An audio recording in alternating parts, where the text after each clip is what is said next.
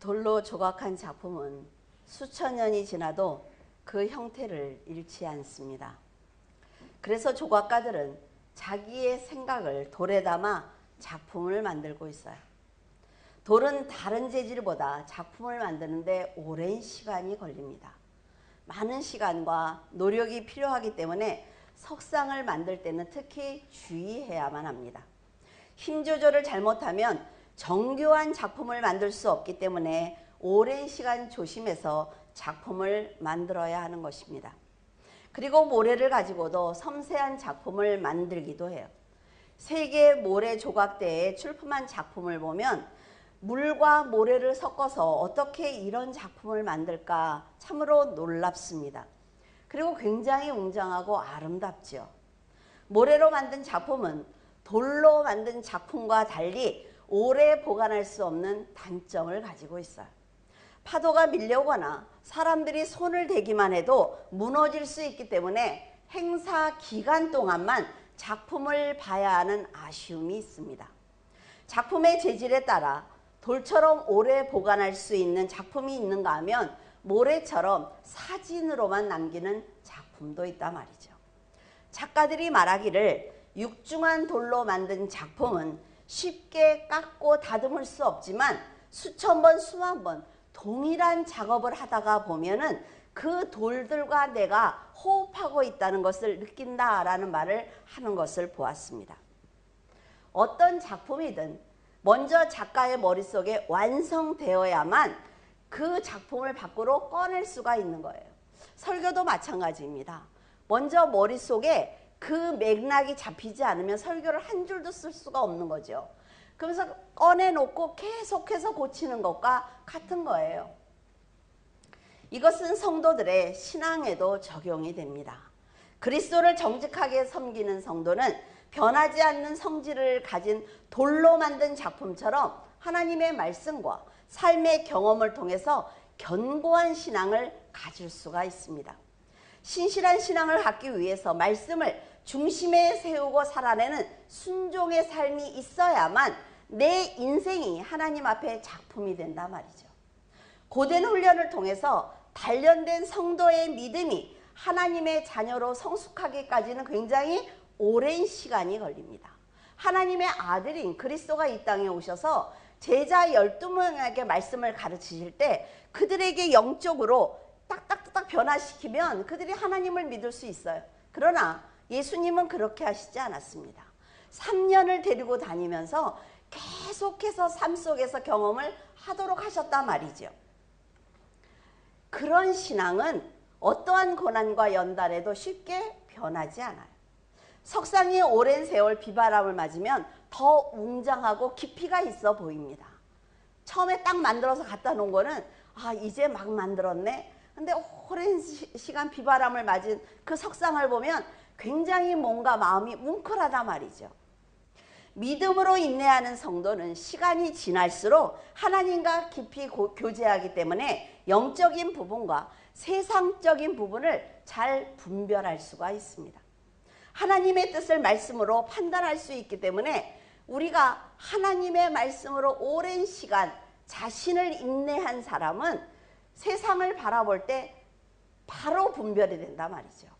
하지만 모래로 쌓은 믿음은 외식하는 신앙입니다. 그렇기 때문에 고난의 파도가 밀려오면 흔적도 없이 사라져요. 여러분 애들이 그 모래사장에서 막 두꺼비집을 만들잖아요. 그런데 파도가 한번 싹 오면은 그 아이들은 다시 만들어야 돼. 모래로 만든 작품이 쉽게 무너지는 것처럼 외식적인 신앙은 환경과 감정에 의해서 쉽게 무너지기 때문에 그는 뿌리를 깊이 내릴 수가 없어요. 외식하는 신앙은 겉으로 볼 때는 어때요? 굉장히 충만해 보입니다. 굉장히 열심히 하는 것처럼 보이지요. 그런데 그의 중심은 늘 흔들리고 있는 거예요. 내가 이걸 잘하고 있는 건가?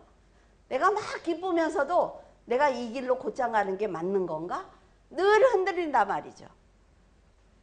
모래로 만든 작품이 사진에만 남아있는 것처럼 자신이 헌신했던 때와 기도했던 때를 회상하면서 과거에만 머물러 있기 때문에 성장하지 않습니다.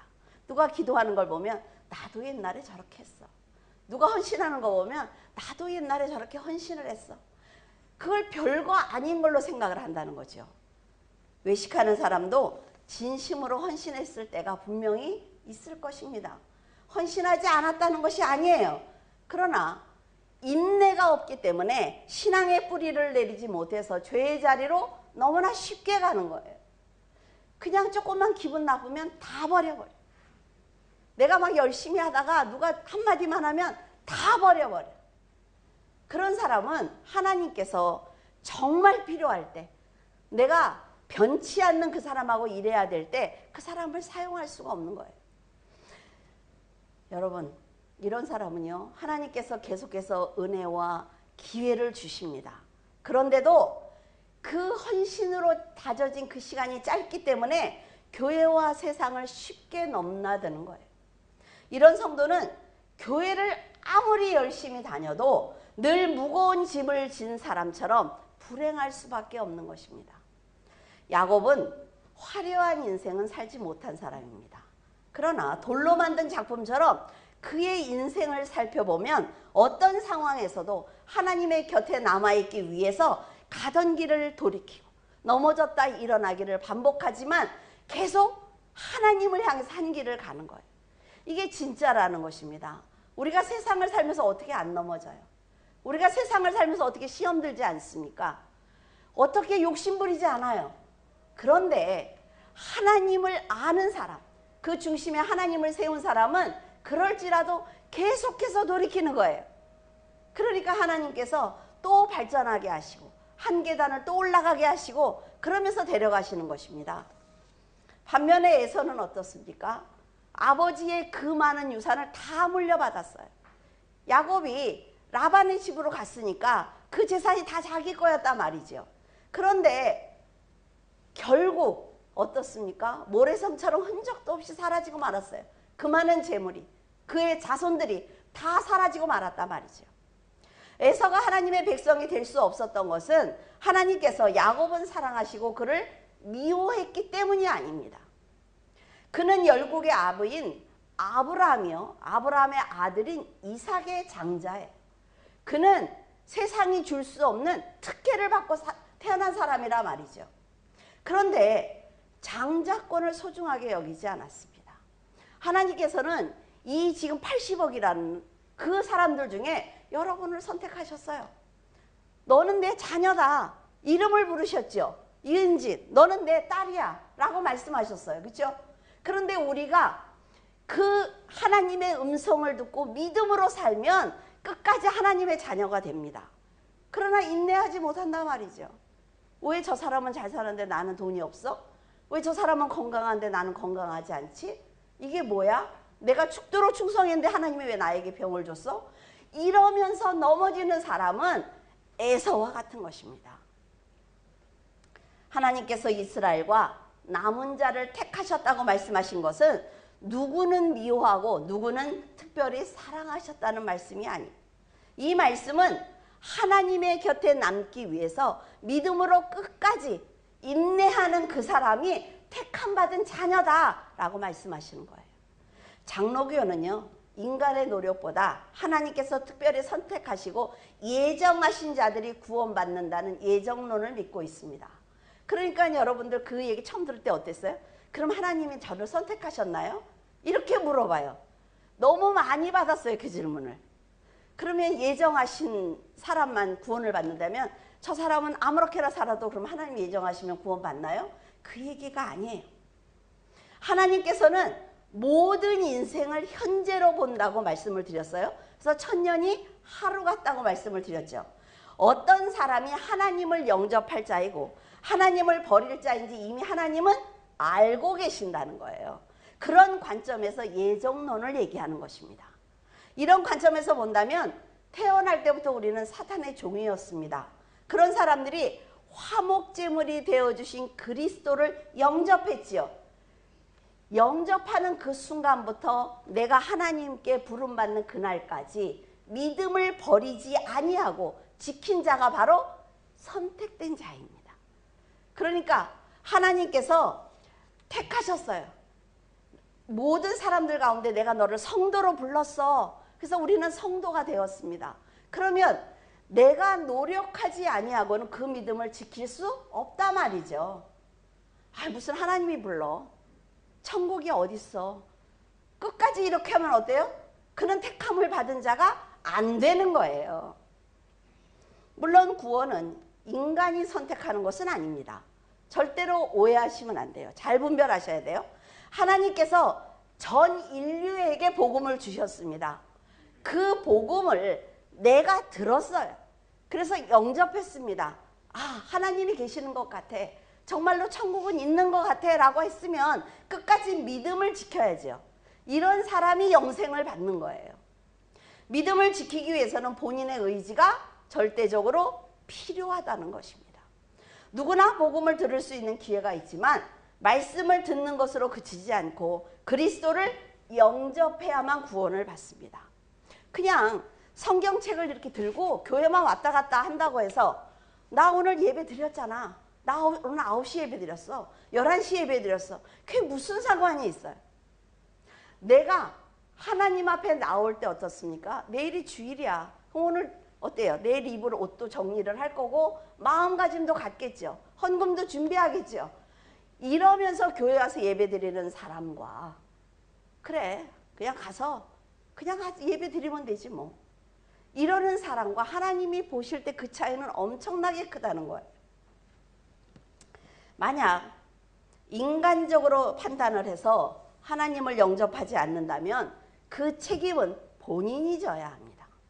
그러니까 결론은 하나님께서는 누구든지 그리스도를 영접한 사람을 구원하겠다라고 성경에 말씀하셨어요.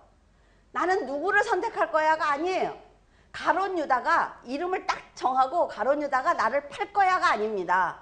누군가가 그 자리에서 나를 팔 거야. 그 자리에 가룟 유다가 앉은 거지요. 그리스도를 영접한 사람을 나는 구원할 거야 라고 말씀하셨기 때문에 육을 벗는 순간까지 믿음을 지킨 사람이 바로 예정된 자입니다. 그리고 천국에서 영생을 누리는 성도라는 거예요. 4절에 에돔은 말하기를 우리가 무너뜨림을 당하였으나 황폐된 곳을 다시 쌓으리라 하거니와 나 만군의 여호와는 이르노라. 그들은 쌓을지라도 나는 헐리라. 사람들이 그들을 일컬어 악한 지역이라 할 것이요 여호와의 영원한 진노를 받은 백성이라 할 것이며. 여러분, 하나님께 경고를 받으면 무조건 회개해야 합니다. 죄 때문에 책망하시는 것이기 때문에 회개하지 않고 변명만 하는 사람이 있어요. 자, 성도를 불러다가 이거를 고치면 좋을 것 같아요 라고 얘기했을 때 그랬어요? 제가 깨닫지 못했어요. 그렇게 해볼게요 라는 사람이 있는가 하면 그거는 그때 그래서 그런 거예요. 저거는 저래서 그런 거예요. 그러면 어찌라고 얘기해 주면서 그러니까 어찌라고 굉장히 곤란할 때가 있단 말이죠. 그러니까 어떤 권면을 받든 성경을 볼 때 내가 성경에서 벗어났을 때 하나님이 나한테 말씀하시는 경고로 들어야 합니다. 그래서 회개하는 것이 너무나 좋아요. 그런데요, 끝까지 변명하는 사람이 있습니다. 그건 뭐예요? 난 지옥 가도 상관없어요 라고 대답하는 것과 똑같은 것입니다. 이러셔야 됩니다. 그러면 나는 그러지 않았어요. 그러면 그 길을 가지 않겠다는 거거든요. 그런 방법이 없단 말이죠. 그래서 구원을 받지 못하는 모든 책임은 자신이 지는 것입니다. 시편 36편 1절에 보면 악인의 죄가 그의 마음속으로 이르기를 그의 눈에는 하나님을 두려워하는 빛이 없다라고 했어요. 하나님이 두려워야만 하나님의 말씀에 순종할 수가 있는데 하나님을 두려워하지 않으면 이건 방법이 없는 거예요. 악인은 지혜와 선행을 그치고도 하나님을 절대로 두려워하지 않습니다. 내가 한 모든 행동에 핑계가 있어. 변명을 해. 그러니까 고칠래야 고칠 수가 없는 거예요. 조상들이 연단을 받는 중에 믿음을 지키는 것을 보면서 에서는 성장했습니다. 그러나 그는 끝까지 믿음을 지키지 않았어요. 도리어 이렇게 얘기를 합니다. 하나님께서 나를 도와주지 않아도 나는 내 힘으로 살 수가 있어 라는 교만한 말을 하지요. 이것은 하나님을 모욕하는 것입니다. 하지만 이 세상에 하나님 없이 살 수 있는 사람과 나라는 절대로 없습니다. 사람들은 세상의 물질인 흙으로 만들어졌어요. 그래서 선하신 하나님의 책망을 받으면 일단 자신을 돌아보기보다는 어떻게 하면 여기서 빠져나갈 수가 있지? 어떻게 하면 내가 변명거리를 찾아서 내가 옳다는 것을 설득할 수 있지? 라는 생각을 가장 먼저 합니다. 그래서 하나님의 뜻에 반한 결과가 뭐예요? 사망이라 말이죠. 하나님께서 죄를 돌이키라고 책망하신다면 듣는 즉시 자신의 행동과 말 그리고 생각까지 거듭나기 위해서 한번 돌아봐야 되는 거예요. 돌아보는 건 돈 안 들잖아요. 그런데 굳이 고집을 피울 이유가 없다 말이죠. 물론요, 책망과 권면을 좋아하는 사람은 없습니다. 그리고 권면하는 걸 좋아하는 사람도 없어요. 눈만 딱 마주치면 생각을 해. 저 사람 무슨 얘기를 해줄까? 이런 사람 없다 말이죠. 그러나 회개하라고 하신 것은 인간관계처럼 서로의 유익을 위해서 권면하는 것이 아닙니다. 하나님께서 자기 백성이 사단의 꾀임에 빠지지 않도록 미리 알려주시는 은혜예요. 그러니까 무조건 순종해야 되는 거예요. 하나님께서는요, 천년이 하루 같다고 했죠. 우리는 다음 일을 알지 못해요. 그러나 하나님께서는 내 10년 뒤의 일도 알고 계십니다. 그러니까 말씀하시는 거예요. 여기서부터 고치면 10년 뒤에는 나는 다른 사람으로 서 있단 말이죠. 그러나 듣지 않으면 방법이 없는 거예요. 10년 뒤에도 똑같은 얘기를 해줄 수밖에 없어요. 여러분이 생각을 했을 때 하나님의 말씀이 이해가 되지 않을 때가 있습니다.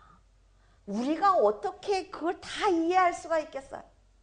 하나님의 방법보다 자신의 방법이 옳다고 생각할 때가 있어요.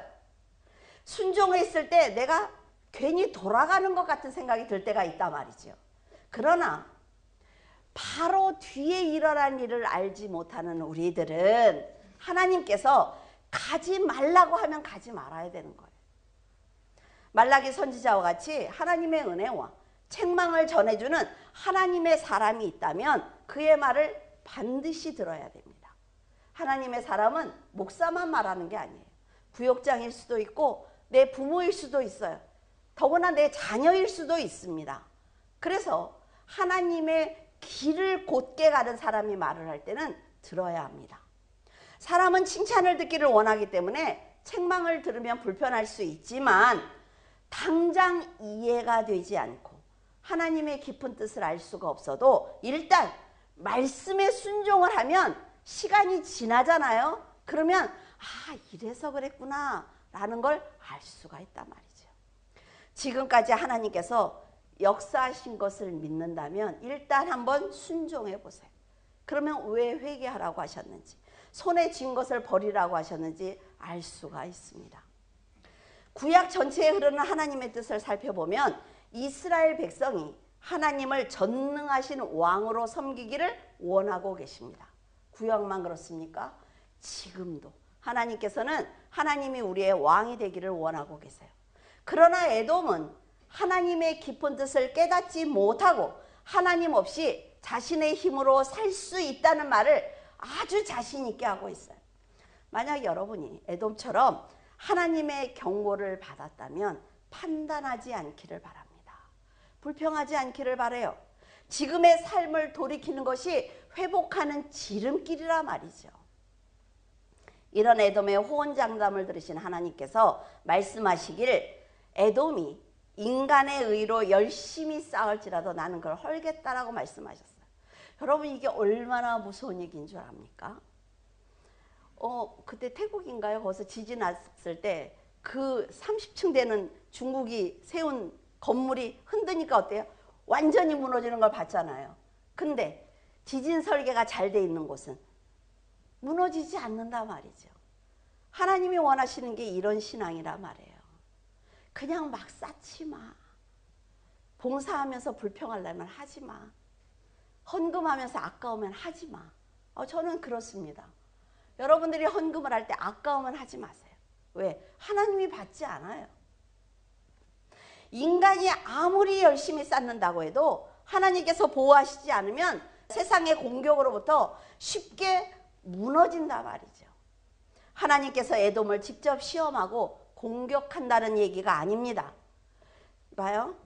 자, 이렇게 여기에 이제 물이 가득 차 있어요.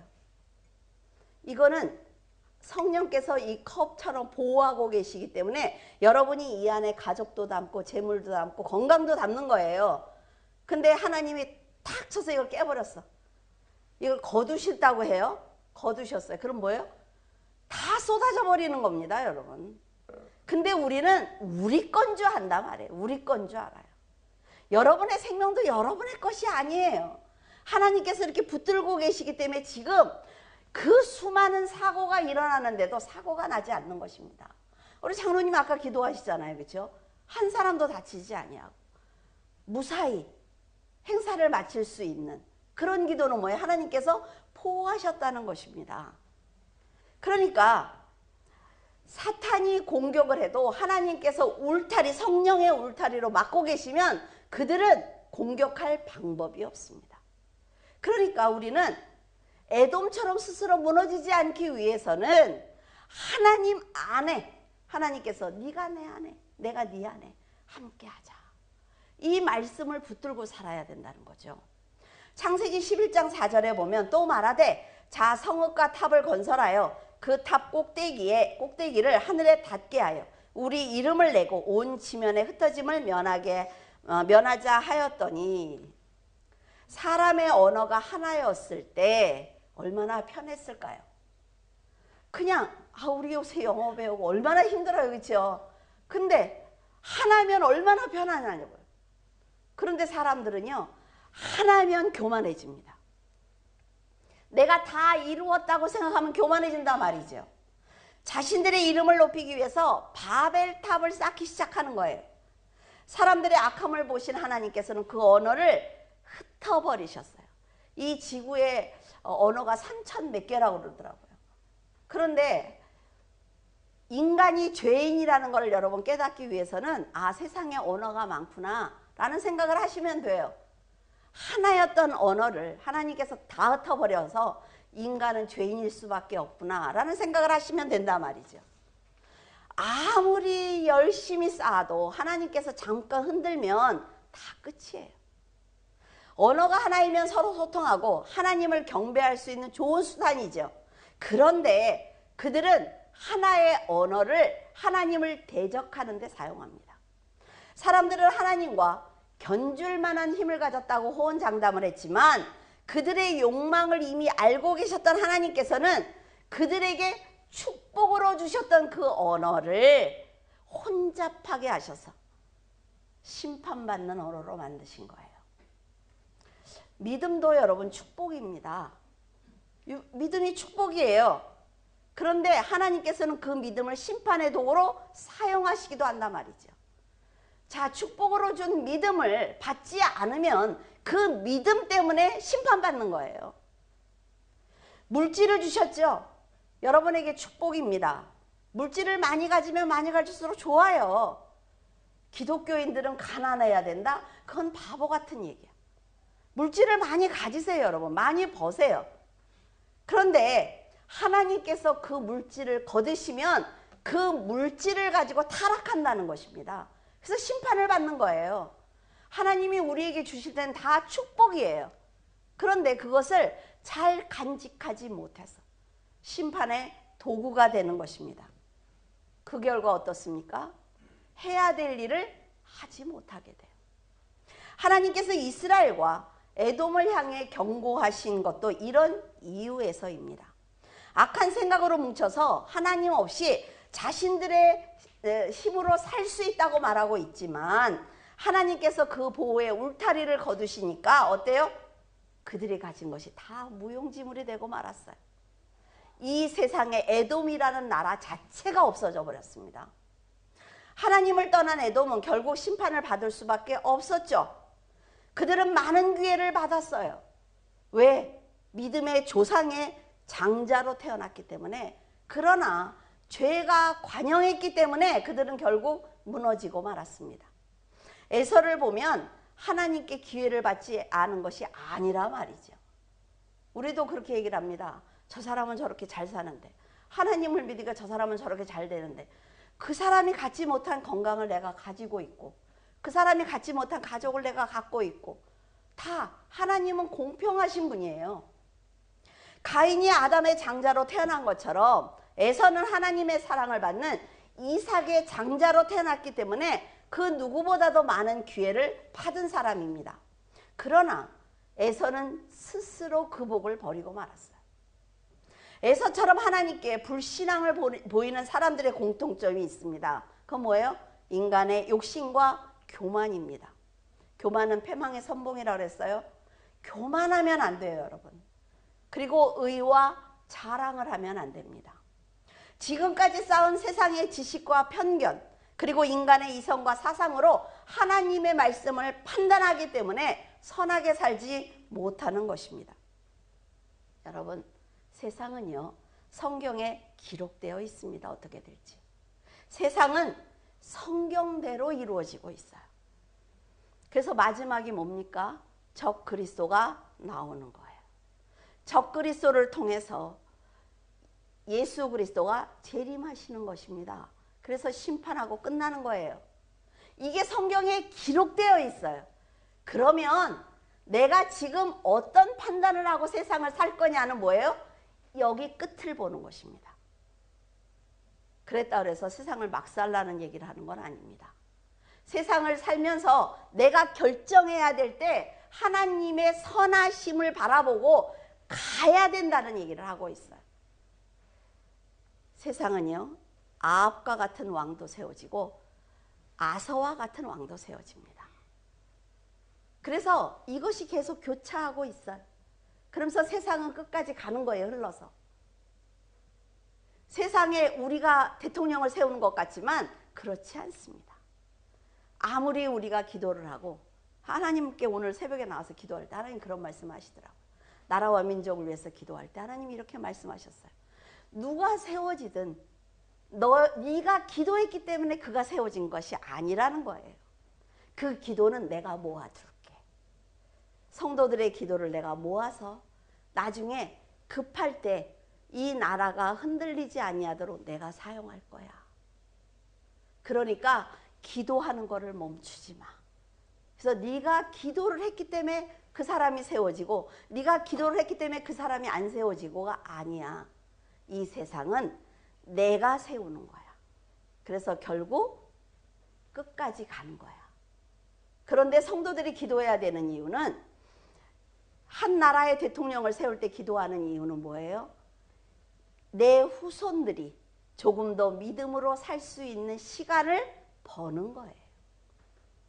그리고 끝에 가서는 모든 세상 사람들이 다 좋아하는 적 그리스도가 세워지는 것입니다. 그래서 모든 사람들이 어때요? 그냥 그 사람을 보면 너무 좋아. 이렇게 되는 거예요. 그래서 지금 우리 화폐 어떻습니까? 돈 필요 없어요. 버스 다닐 때 봐요. 현금이 필요 없는 버스라고 써 있어요. 우리는 카드만 가지면 전 세계 다닐 수 있죠. 단일화폐가 되고 있어요. 지금 성경에 써 있는 대로 간다는 얘기를 하고 있습니다. 그러니까 싸울 것도 없고 불평할 것도 없고 두려워할 것도 없어요. 내가 하나님 앞에 어떤 자세로 서 있느냐, 이것이 너무나 중요하다는 거죠. 사람을 교만하게 만드는 것, 그리고 죄를 짓게 만드는 것은 여러분 성도라면 다 내려놓아야 합니다. 그리고 성경에서 경고하신 것을 말씀을 되새겨 보면서 자신의 죄를 발견하는 사람이 성도예요. 영적으로 악하다는 것은 도덕적인 것이나 인간적인 착함과는 다릅니다. 여러분들은 오해 안 하셨으면 좋겠어요. 여러분들이 선하게 살길 바랍니다. 착하게 살아야지요 라고 얘기할 때 그렇게 막 착한 사람들 있잖아요. 법 없이도 살 수 있는 것 같은 사람들. 그러니까 사람들이 죽고 나면 뭐라 그래요? 법 없이도 사는 사람인데 너무 아깝다라고 얘기하죠. 그런 착함을 얘기하는 게 아니에요. 성경은 예수 그리스도를 영접하지 않은 사람들을 악하다고 하는 거예요.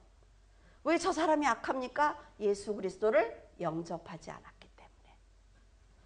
세상에서 착하다고 인정받는 사람도 그리스도와 다른 생각을 가지고 살면 그 사람은 악한 것입니다. 여러분이 아무리 학문이 있어 견식이 높다고 해도 그것조차 하나님께서 주셨단 말이죠. 내가 유식하니까 내가 하는 것은 세상의 모든 지름길을 사람들을 인도할 수 있어라고 생각하는 건 악한 것입니다. 성경에 근거해서 내가 성경의 말씀대로 사람을 이끌어가는 것이 선한 거예요. 그래서 착한 것을, 영적인 것과 육적인 것을 분별하시기를 바라요. 하나님께서 내리시는 심판은 인간이 감당할 수 없는 무서운 것입니다. 그렇기 때문에 회개하셔야 돼요. 아휴, 난 그냥 뭐 지옥에 가고 말지. 예, 가보실래요? 그런 교만한 말을 하면 안 된다는 거예요. 이제 에돔의 역사에 대해서 간단하게 살펴보고자 합니다. 에서를 미워하셔서 견고하던 그들의 산을 황폐하게 하셨고 부유했던 그들의 산업을 광야의 이리에게 넘겨주었다고 하셨습니다. 이 말씀은 에서가 심판을 피하기 위해서 아무리 노력을 해도 안 된다는 것입니다. 하나님께서 여러분의 인생을 딱 붙들고 연단하시잖아요. 전 한 30년 연단을 받아서 하나님이 너무 무서워요. 절대로 도망갈 길이 없습니다. 절대로 도망갈 길이 없어요. 길은 어디 있습니까? 위에 있어요. 하나님께 무릎 꿇고 기도하는 방법밖에 없단 말이죠.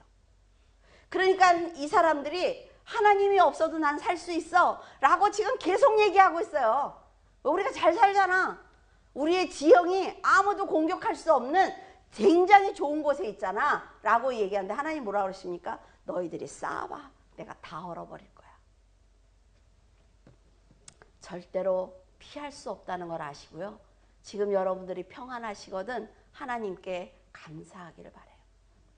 에돔은 에서가 시조인데 에서가 야곱에게 이렇게 얘기를 하죠. 내가 곤비하니까 그 붉은 것으로 그 팥죽으로 나를 먹게 해 라고 말하면서 그가 장자권을 팔았습니다. 그래서 그의 별명이 에돔이에요. 붉다는 뜻이죠.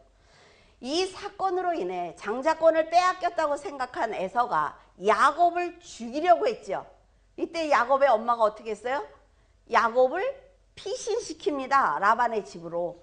그런데 모든 축복을 받아야 되니까 양털로 해가지고 에서처럼 꾸몄단 말이에요. 근데 우리는 어때요? 선하기 위해서 거짓말한 거잖아. 선한 거짓말이야 라고 얘기를 합니다. 근데 성경은 뭐라 그래요? 그렇지 않아. 그 죄조차 벌을 받아 라고 말하고 있어요.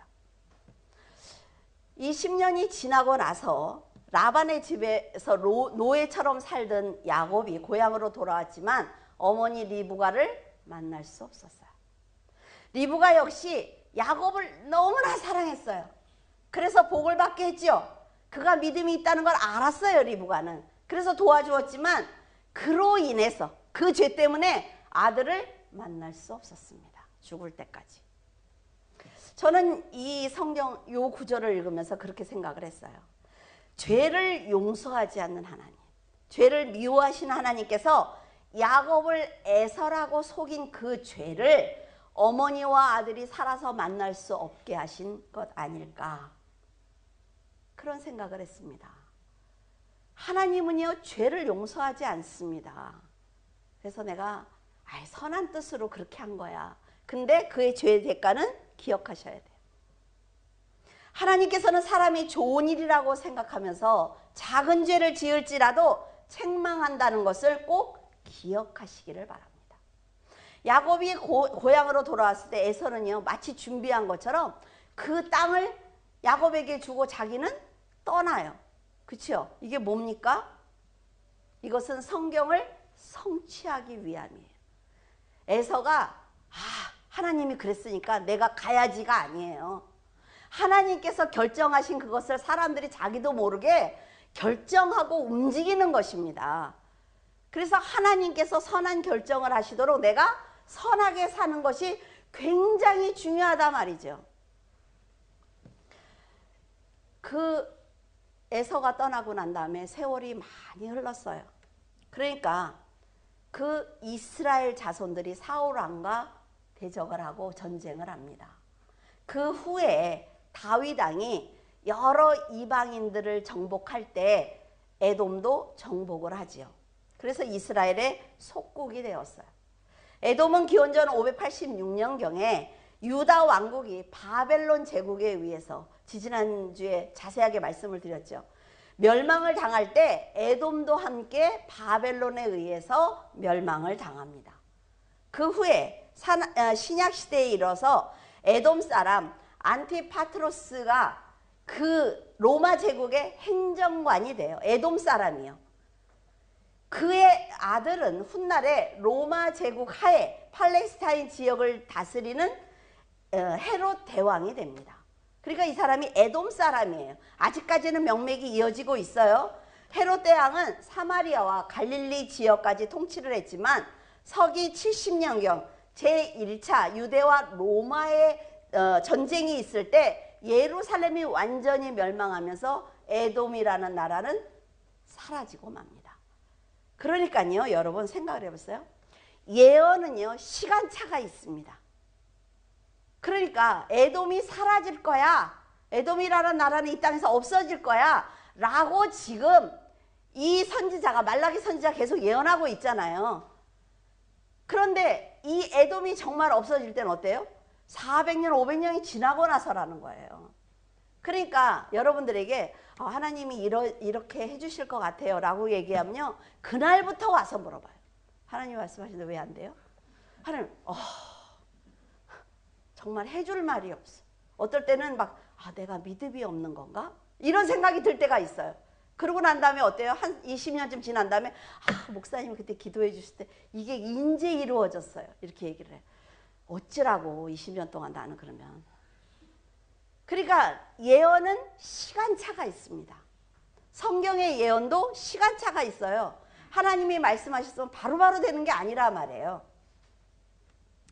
하나님께서 에돔이 싸울지라도 나는 헐겠다고 말씀하신 것은 그들을 쫓아다니면서 괴롭히겠다는 얘기가 아니라 보호자가 되어주지 않겠다. 부모들이 자식한테 그러죠. 나는 이제는 몰라. 나는 지금까지 최선을 다하니까 너 몰라. 그러면 어때요? 부모가 더 이상 너의 보호자가 될 수가 없어 라는 얘기거든요.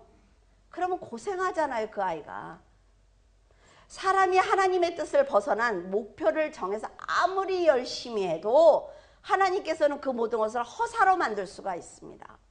그러니까 목표를 정했을 때 선한 목표를 정해야 돼요. 내가 조금 늦게 가도 선한 목표를 정하면 하나님은 얼마나 재미있는 줄 알아요? 저기 막 달려가요, 죄를 지으면서. 그럼 되게 빨리 가는 것 같아. 근데 나는 하나님 앞에 정직하게 가기 위해서 늦게 가는 것 같아요.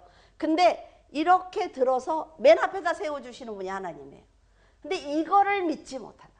성도들이 이걸 믿지 못하니까 나는 되는 일이 없어, 나는 불행해, 나는 왜 이렇게 안 돼 하고 맨날 우는 거예요. 그래서 교회를 나오겠니 들어가겠니 난리를 치는 거죠. 근데 그거는요, 아무도 도와줄 수가 없어요. 하나님과 나와의 관계라 말이죠.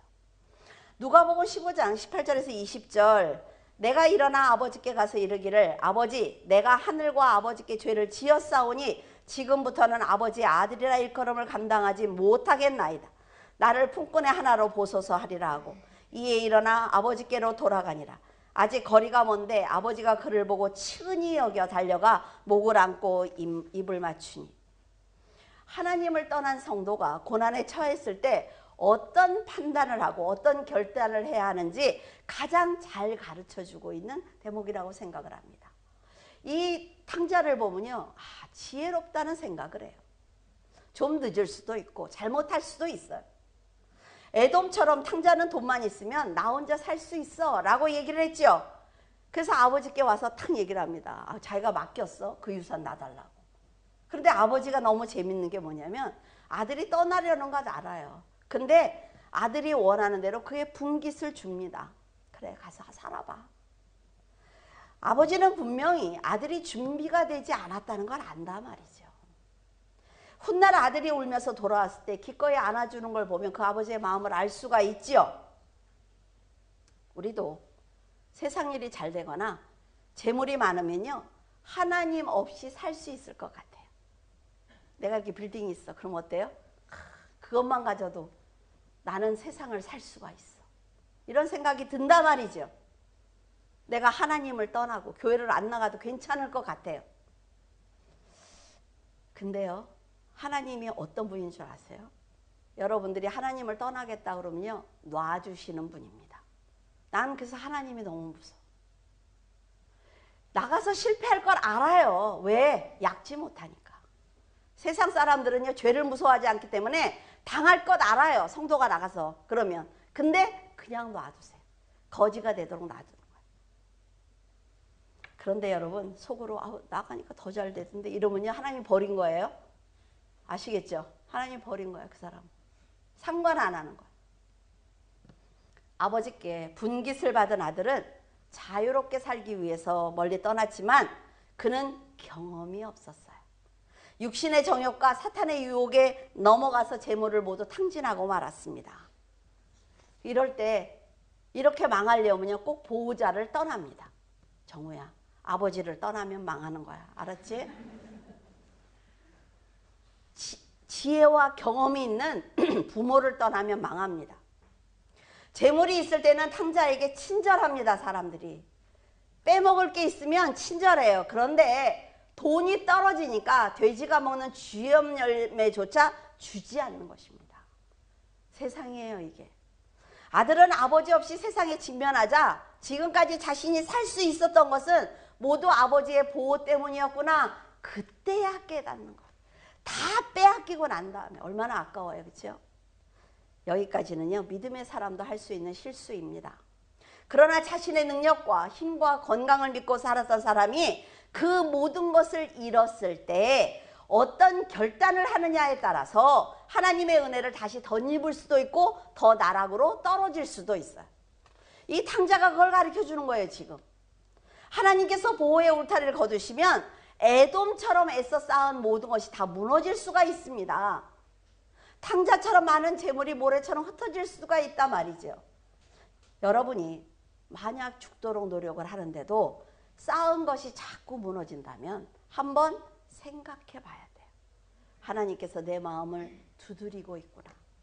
그리고 여러분이 정말 부족한 것 없이 너무 잘 되고 있어. 조심해야 합니다. 왜? 사탄이 공격할 수 있는 기회니까. 잘 되면 기도 안 하거든요. 잘 되면 편안하거든요. 이거는 사단의 먹잇감이에요. 좀 더 안으로 들어와서 나와 교제하자라는 하나님의 음성입니다. 탕자는 이때 아버지께 돌아가야겠다는 생각을 해요. 얼마나 지혜로운지 몰라요. 아버지께 가기까지는 얼마나 망설였겠어요. 그죠? 내가 너무나 외모도 초라하고 이제 가도 될까? 아버지가 날 받아줄까? 하지요. 그런데 아버지의 환대를 받을 수 있습니다. 이 결정이. 그래서 성도도 그래야 합니다. 잘못했거든 하나님께 어떻게 부끄러워서 가 이러지 말고 하나님께 가야 돼요. 권사님이 요새 기도해 드릴게요. 뭐예요? 조금만 더 있다가 일주일 있다가 받을게요. 너무 부끄러워가지고 일주일 해결하면 낫냐?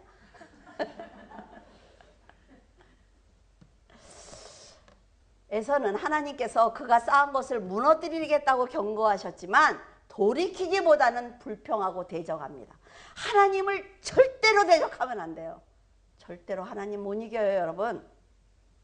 에서가 지금까지 열심히 쌓은 게 다 죄라 말이죠. 그러니까 하나님은 그를 심판할 수밖에 없는 거예요. 자, 우리 아들이 이걸 갖고 왔어요. 컵을 갖고 왔어. 근데 엄마가 안 해보니까 너무 더러워.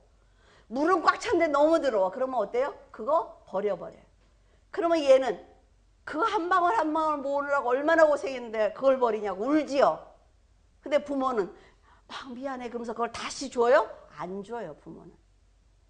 그러니까 더러우면 안 주는 거예요, 부모는. 근데 내가 쌓은 것이 자꾸 없어지면 돌아봐야 된단 말이죠. 에서가 열심히 쌓은 것은 죄예요, 죄. 그러니까 하나님은 그를 심판할 수밖에 없습니다.